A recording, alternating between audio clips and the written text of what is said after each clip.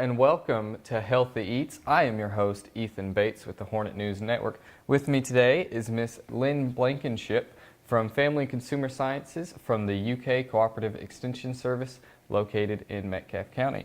Hello, good morning. Hello, good morning. Thank you so much for inviting me to come today. I appreciate the opportunity. We appreciate you coming and talking to our viewers a little bit about Healthy Eats and what all they can do. Well, we're going to talk about healthy drinks. Oh, just as good. Just as important, too. Absolutely. So why don't you tell us a little bit about some of these healthy drinks? And Okay, we're really going to start with water. So the ultimate healthy drink is water. Our bodies need water for many different functions. And I think people think that your body manufactures water, but it doesn't. You got to drink it all. You actually have to take it in. It's important that you get that intake too. Absolutely. And the reason it's important from head to toe. So when you think about what water does in your body, all right, starting off with your head, it's your heating and cooling system. It helps maintain a regular temperature in your body. Water changes temperature very slowly. So when you're well hydrated, if it's hot outside, it helps keep you cooler. And if it's cold outside, it helps you to maintain a warmer temperature. So it's amazing that it works both ways. Exactly. So I like to liken the human body to a car, okay? And water serves many functions. So like in a car, the antifreeze or coolant is the water in your body, and it keeps you from overheating or freezing. Right. All and right. if you don't have that, you're going to be in for a Then lot of trouble. You whenever can you be, try to go especially out. if you're outside, and if you're exercising outside, Which in the ideally, heat or the cold. Ideally, you're going to be exercising your right amount that you should every day. So water's going to make that even more important. Right. And so, so the heating and cooling, and then also lubrication. So we have all these moving parts in our bodies, all of our joints, our fingers, our knuckles, our elbows, our shoulders. These are all joints. And joints have a fluid called synovial fluid that is made up of water. And it's the lubricant in your joints.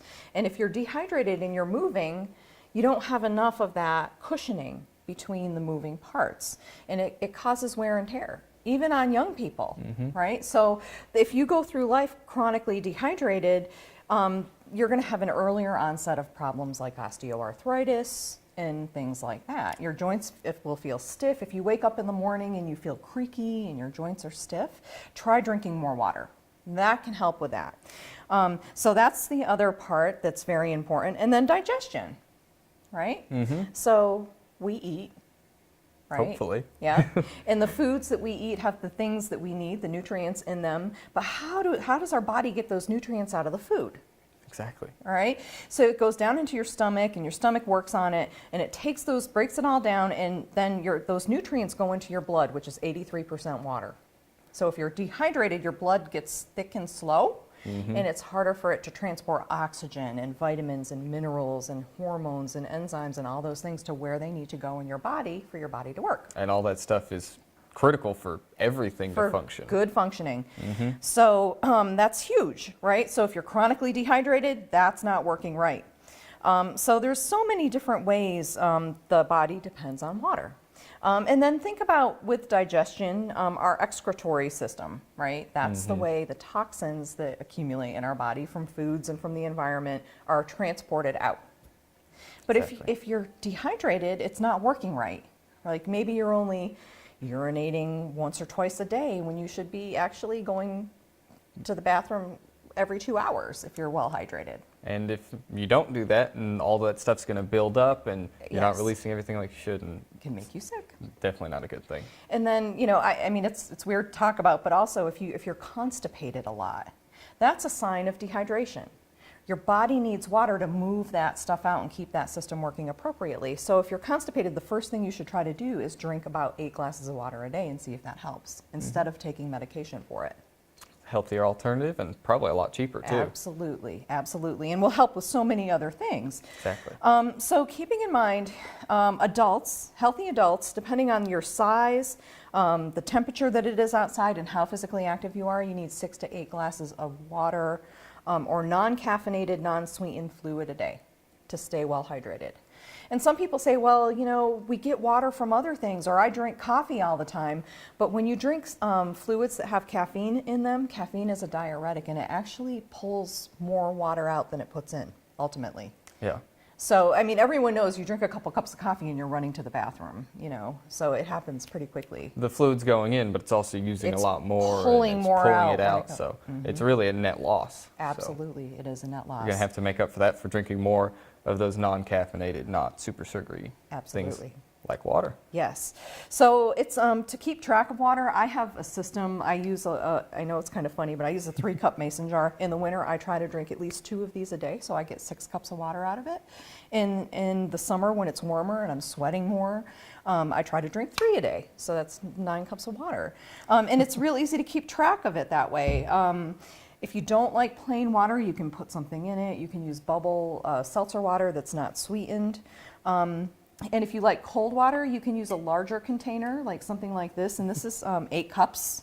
Okay, so it's a half a gallon. And that's what you need in a day. That's what you need in a day. And you can put this in your refrigerator and let it be cold, and then you can just drink out of that. And then you know when that's empty, you've had your daily allotment. And putting it in a container like this really kind of puts it into perspective just how much you're going to need each day. And as you said, Absolutely. it's really going to help you keep track of it if you start doing something like this on the regular. It's a great reminder. So, you know, you don't have to go out and buy a container. You can get a gallon of spring water and keep refilling that gallon and drink half of it. You know, there's lots of different ways that you can try to help increase your hydration and keep track of how much you're taking in. Yep. So, so that's kind of the gist of it is that you need to take in those fluids. You want to avoid the super sweetened fluids. We're going to talk more in the next segment about different alternatives and healthy beverage alternatives so that you can increase your hydration well. Yeah, water's not the only thing, and as you said, we're going to get into that in just a minute. Yeah. But it's certainly the best choice with no calories It and is. no sugar, anything like that. It's exactly what it should be. It's And just water. parents really want to start their kids early on drinking water because fruit juice, even if it's 100%, is high in sugar.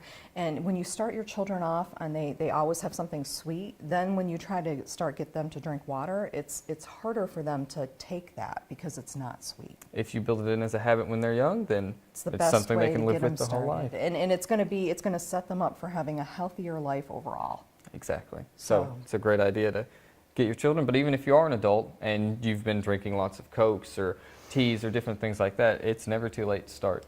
And it's always going to be a good option. And it's always going to make you feel better when you start to get hydrated. You'll notice less pain, you'll be able to move more easily, and everything just works better. Exactly. Yeah. It's nature's gift to us. Absolutely, and it's one of the easiest things to do to feel well. Yep. All right, I'm still here with Miss Blankenship from the UK Cooperative Extension Service, and as you can see in front of us on the table, we're still talking about some healthy beverage alternatives. Yeah. Okay, so when we talk about healthy, why do we need to have healthy beverage alternatives?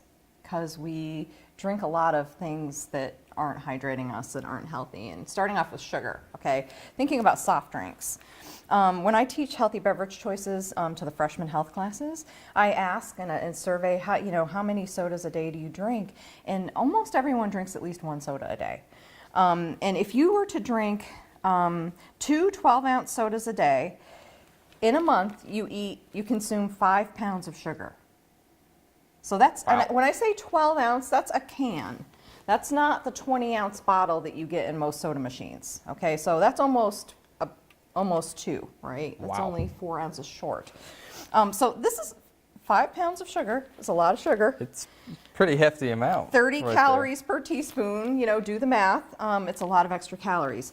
And so our habits of drinking a lot of calories are detrimental to our health ultimately. Okay, and we're not hydrating when we're drinking sodas with sugar and caffeine. We talked earlier about how caffeine is a diuretic.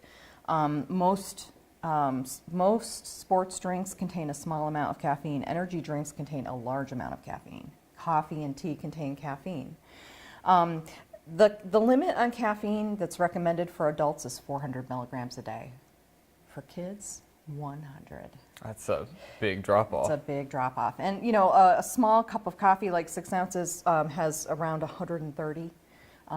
So 1 cup of coffee exceeds the recommendation for kids. Okay.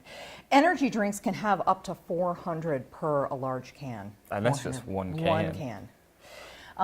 So when you exceed the caffeine, not only does it pull your hydration, your water out of your body, and it makes you chronically dehydrated, it can also cause problems with like heart palpitations and anxiety and things like that. So if you suffer from anxiety and you drink a lot of caffeine, you might try weaning yourself back off of it. Caffeine is addictive. It's most certainly is. It really is, and your body gets used to having it if you take it in every day. So you can't just say, well, I'm going to kick my coffee to the curb and just give it all up in one day. You'll have headaches and things. It's withdrawal. You really won't feel well, and then that's really just going to make you want to get back into it. And it's going to make you want to get back into it. So the best thing to do is to cut yourself back a little bit at a time. So for a week, if you normally drink 2 cups of coffee, cut down to 1 cup of coffee for a week, and then maybe a half a cup of coffee for a week, and then no coffee. And if you stick to it, that's really going to help you achieve your goals in a much healthier way. Because it's really just going to make you feel better, and it's going to slowly teach your brain that this is the new normal. Absolutely, absolutely. Or you can switch to something that has a much lower amount of caffeine in it that also has some good things in it like green tea, and wean yourself down to a lower level that way and make a healthy substitution. But as far as hydration goes, you want to try to find ways, if you don't like, especially it's hard for people who don't like plain water, and so you can do things like infusing water. Again, I'm using quart-sized mason jars, which is 4 cups of volume, and when you infuse water, I like to put a cup of whatever the flavoring agent is, so fruits, vegetables, herbs, and then 3 cups of water. And if you let it infuse, I did these last night about 9 p.m. and put them in the fridge, and if you let them infuse overnight, they get some good flavor and in some cases color. So this is fresh strawberries. When you are infusing, you want to wash, you want to take a little bit of care to make sure that you're washing very well the things you're putting in the jar. So like with the strawberries, I like to soak berries in some cool water for about a minute and then rinse them very thoroughly before I put them into my water to infuse. With lemon, again, I like to really wash it for almost a full minute under running water, because you're putting the rind in there and you want to make sure that there's nothing left on it that you don't want to drink. And that's really a safe practice if you're just going to eat any kind of fruit or vegetable to get all the... you need to wash anyway, but I do a little bit longer than even is recommended. Because it's going to soak just in there. because it's going to soak. Yeah, it's always a good idea. You can't really go overboard with something like that. Not really, no. And it's just healthy for you. So now keep in mind when you are infusing, you're going to and you pour it into your glass, you're going to see little seeds from the strawberries, you're going to see pieces of the lemon in the water, and that's all just if you were going to eat it, you're going to eat that anyway. So you have to kind of either, if you don't like that, you can pour it through a little strainer, or you can just drink it. But don't say, oh, there's dirt, because you've washed and cleaned everything very well, so you don't have to worry about that. It's just like the pulp in orange juice or grape juice. Right, or lemonade or whatever.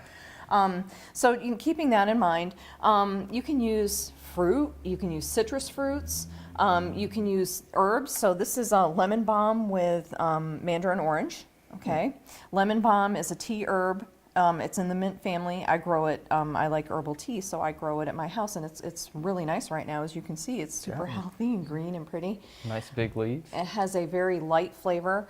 And then this is cucumber mint, which is an unusual combination, but surprisingly good and refreshing, especially in the summer.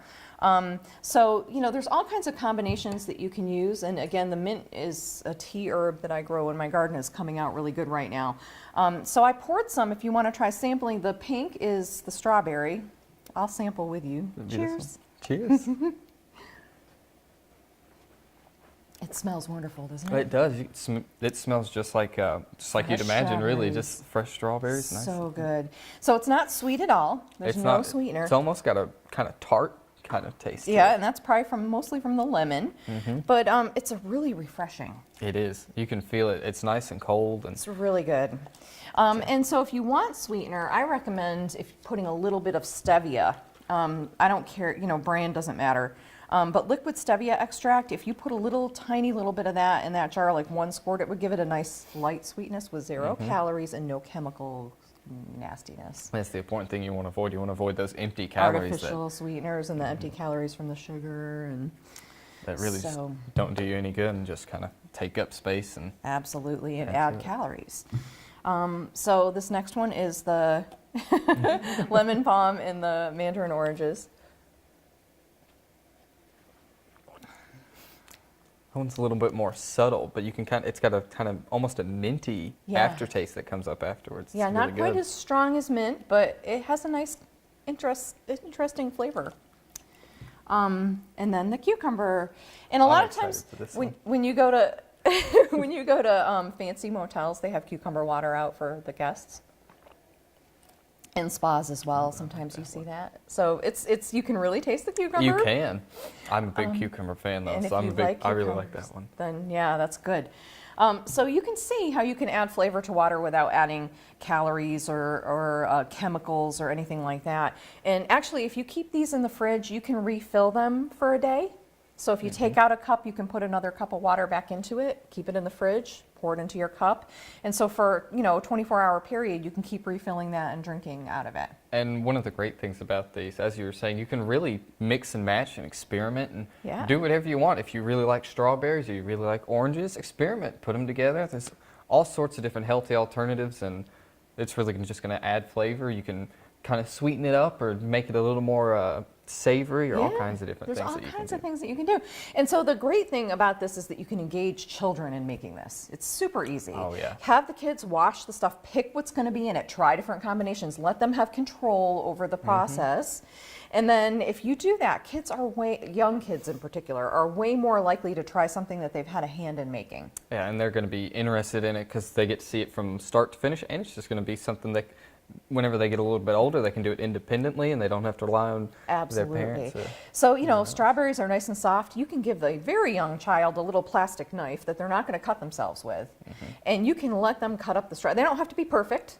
Yeah, because it's just let them chunk them up into pieces, throw them in there. So really, even with very young kids, you can get them started on simple food preparation, washing, and knife skills. And get them used to starting to do that safely by doing this kind of thing, and also get them used to drinking a healthy hydration alternative. So it's much healthier and can be a great bonding and Activity. Educational experience. And nutrition experience as well. Important. And that's, as we said, I think earlier, whenever you get them started on this as a younger age, it's setting them up for a much healthier life should they choose to follow We that. set those healthy habits starting very, very young, and our taste preferences in particular on the things that we eat and drink. So if you want to set your children, even if you yourself have bad habits that were ingrained that you're struggling with, like trying to kick soda to the curb or reduce soda consumption, you can start your child off so that they don't have to go through that struggle themselves. But if you are going through that struggle, again, as we were saying earlier, if you can just slowly wean yourself off or just slowly make those changes, it can have a huge impact in the long run. Absolutely. Another thing you can use is bubble water. So you can get unsweetened. It doesn't have any artificial sweetener. It's not sweet, but they have essence flavor similar to your home infused water, but it's with seltzer water, so it has a bubble to it. So if you do like soda and you like the bubbles, maybe it helps you to digest better. You feel like you need that carbonation. You can replace some of your soda consumption with some bubble water. It's a little less expensive than soda as well. Yeah. And there's options, there's different brands. No brand is better than another brand. There's all kinds of different flavors available of this type of water. And so you can experiment with that as well if you are trying to substitute some healthy. And this will hydrate you too. It won't dehydrate you. And that's the important thing that we're looking to get out of all this, really. Absolutely. And then in the winter, or iced, herbal teas do not have caffeine. They come in all different flavors. Again, no brand is better than another brand. There's lots of different brands available. And you have flavors like peach or apple spice, or there's herbal like chamomile and things like that. Peach is wonderful though, iced in the summer. So you can brew up some peach herbal tea. There's no caffeine in it. Maybe if you like it lightly sweet, put in a little stevia in, maybe pop in some lemon, put it in a pitcher and refrigerate it. And you have another healthy hydration alternative that is going to really, really help you pump up your hydration in a healthy way. And that's another thing you can really kind of experiment with a lot of the different flavors and styles, because I'm sure there's quite a few different types of options that it's really important, I think, that we should note. Just look at the nutrition information on the back. Yes. Try to avoid anything with sugars or a whole lot of calories that you really don't think you're going to get a whole lot out of, or caffeine or anything like that. And it's always right there on the box. These say caffeine free right there in the front. Yep. And so there's 0 calories, caffeine free. Again, a very nice alternative. And in the winter, hot, Oh, it's so nice to have a nice warm cup of herbal tea to help pump up your hydration in the winter.